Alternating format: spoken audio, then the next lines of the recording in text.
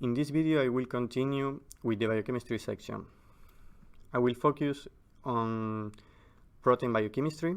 We are going to talk about protein purification, from the sources to the isolation techniques. Then we are going to talk about the protein structure and some experimental techniques to study this structure. Finally, we will discuss two popular techniques used in protein biochemistry: immunochemical techniques and mass spectrometry. Before to talk about protein purification, we have to define the material that we will use for the isolation. Proteins can be isolated from its natural sources. This is the case, for example, of many protein complexes that, due to the high complexity of this complex at the level of the protein and pigments, the only way to get functional proteins is isolating them from the natural source. Other way to get proteins, maybe the most popular nowadays, is to use recombinant proteins.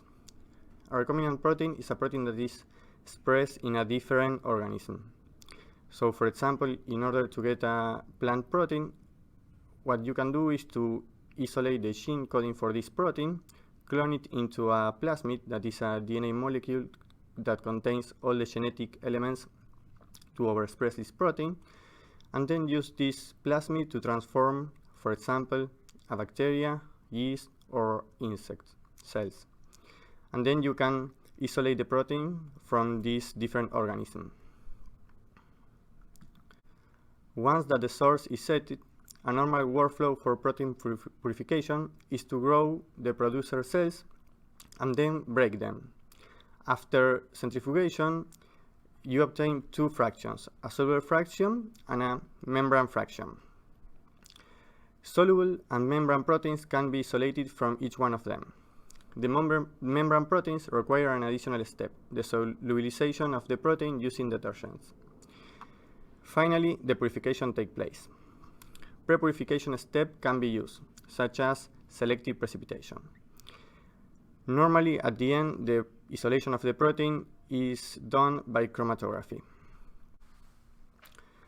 Chromatography is a physical method to separate components between two phases, stationary phases and mobile phases. Depending how they separate the components, there are different kinds of chromatography that can be used for protein purification. For example, based on the size, you can use size exclusion chromatography or shell filtration.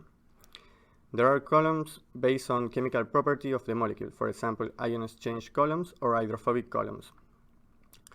Also, there are chromatography based on affinity. A well-known example of this is the nickel resins that are used to isolate recombinant proteins where a his tag was added.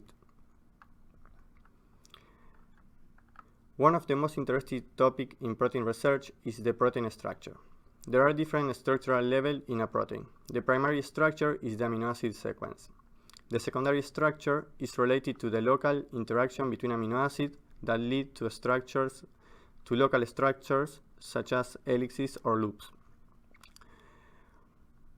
When these local structures start to interact between them, they lead to the organization of the global structure of the protein, the tertiary structure. And then different protein units can interact between them, forming oligomers. This is called the quaternary structure of a protein. Different techniques can be used to study the protein structure. For the secondary structure, in infrared and circular Dichrome spectroscopy, the different kinds of secondary structure have different signals that can be used to assess the proportion of each one of the secondary structure present in the protein. To solve the tertiary structure of the protein, there are three techniques that can be used: nuclear magnetic resonance, X-ray diffraction, or cryo-electron microscopy. Finally, to determine the oligomeric degree of a protein, techniques like size exclusion chromatography or native electrophoresis can be used. Many popular techniques used in protein biochemistry are based on immunochemical techniques. These techniques are based on the ability of the antibody, that is a protein, to recognize a specific molecule. Nowadays, it is possible to obtain antibodies that specifically recognize a protein of interest. One popular immunochemical technique is the immunoblotting.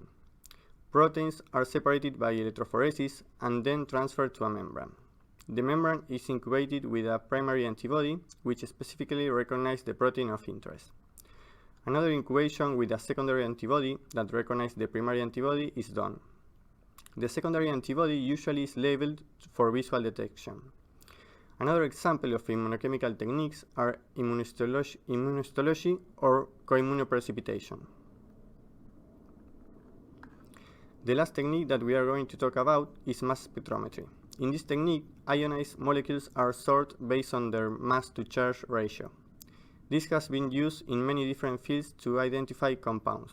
In biochemistry applications, usually we start from a protein sample that is digested into peptides. These peptides are separated and ionized. Then the sample is analyzed by mass spectrometry. The different patterns obtained allow to identify the protein sequence. This technique is largely used in proteomic analysis, where the goal is to quantify global protein change in different conditions. Some variations of this technique can be used to study the protein folding and the protein interactions.